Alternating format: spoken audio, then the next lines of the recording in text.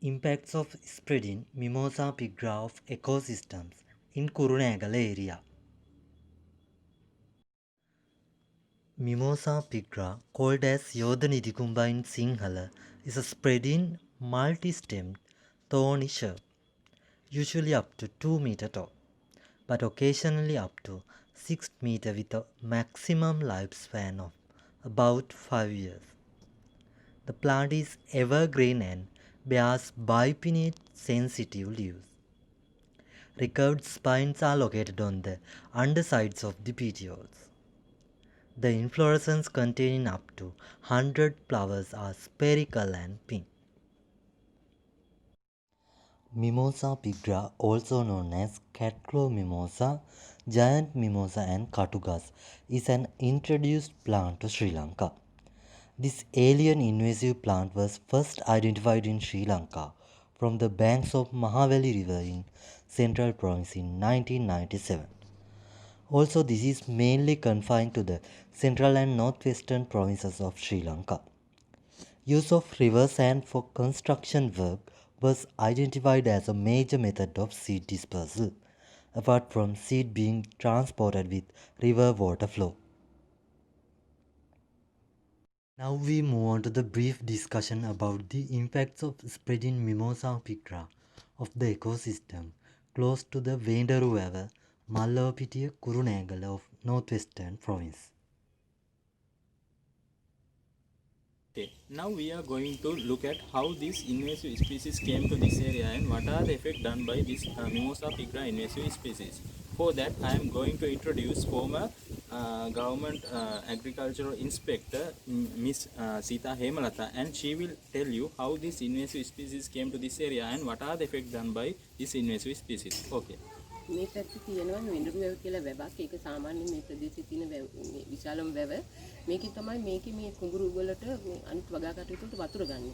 මේ වැව අවුරුදු 10ට විතර ඉස්සෙල්ලා ප්‍රතිසංස්කරණය කරා. ඉතින් ඒකට යන්ත්‍රෝපකරණ ගෙනල්ලා තියෙන්නේ පිටින්. අනිත් එක ඒකේ මේ ඉවත් කරපු පස්ස ඔක්කොම දාලා තියෙන්නේ මේ ප්‍රදේශයේ මේ පහත් බිම් වලට.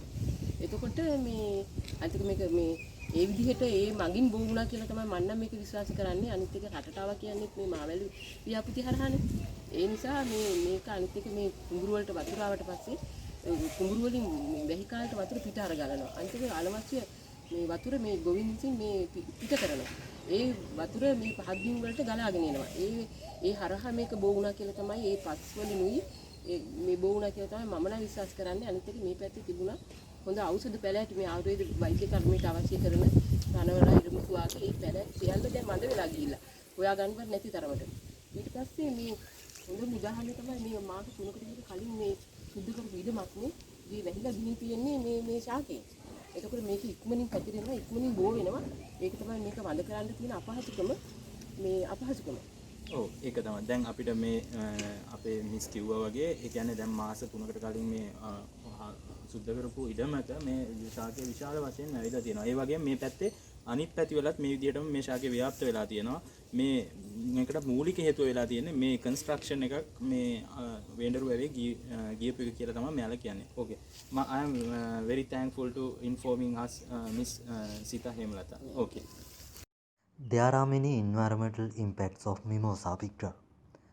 It becomes a serious environmental threat to agricultural lands, abundant lands and natural reserves in Sri Lanka. It completely alters floodplain and swampy forests. The impact of the weed is to reduce the number of birds and lizards and the level of herbaceous vegetation. It also hinders tree regeneration. It reduces the appearance of natural environments and negative impact on travel, sightseeing and research activities. The occurrence along irrigation systems increase sediment accumulation and restricts water flow.